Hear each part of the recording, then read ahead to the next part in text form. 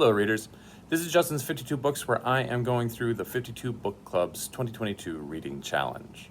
This week is week number 4 and I'm going to be talking about Prompt 48, a redo of one of this year's prompts but with a different genre. Last week I did a prompt where we talked about a book from the art world and I read Space Odyssey, which was about the making of the film 2001 A Space Odyssey. This week I'm doing the same prompt, but instead of a book about film from the art world, I'm going to be doing a book about the written word, specifically horror literature.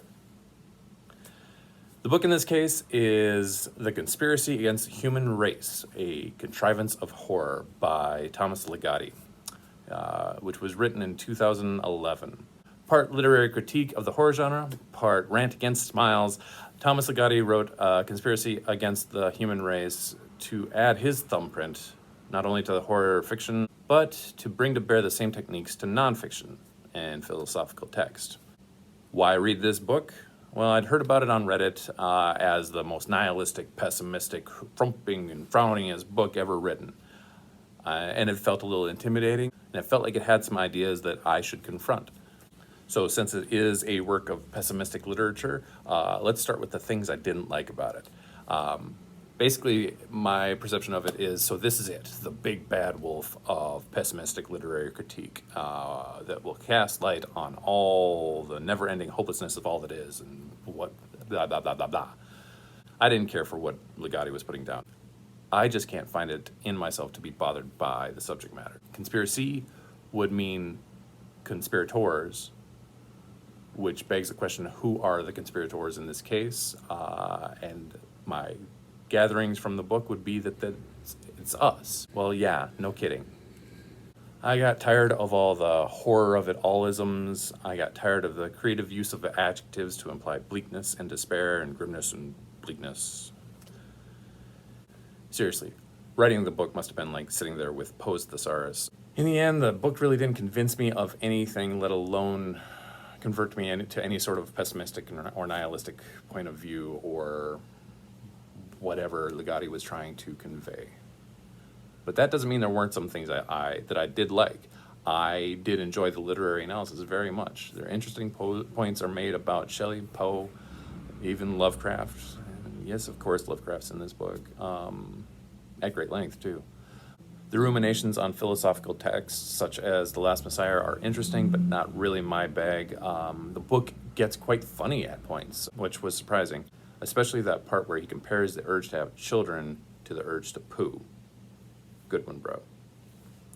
But in the end, Legotti betrays his own issues with horror writers undercutting their own works with happy endings or ways to escape horrific fates. He allows all of us to live with and even cope with reality.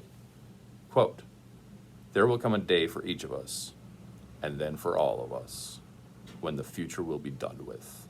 Until then, humanity will acclimate itself to every new horror that comes knocking, as it has done from the beginning." Seriously, dude, I can live with that.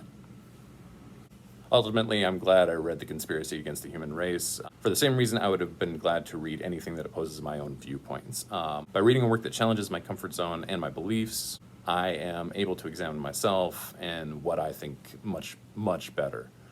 So from that perspective, it's a good book. It's a good conversation, it's a good confrontation, and it's enjoyable. But it's a downer, and I think the author would be mad if I didn't say it was a downer.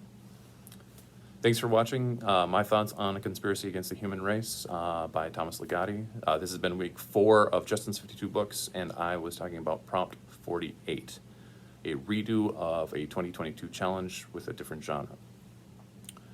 You can see more info about prompts for the 52 Book Club on their website, the52bookclub.com.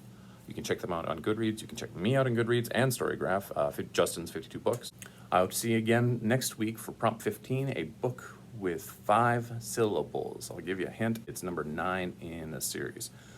Until then, happy reading, or at least less miserable reading. Oh, contrivance indeed. You're killing me, Legotti. And do pessimists deserve spoiler alerts? I don't think they do.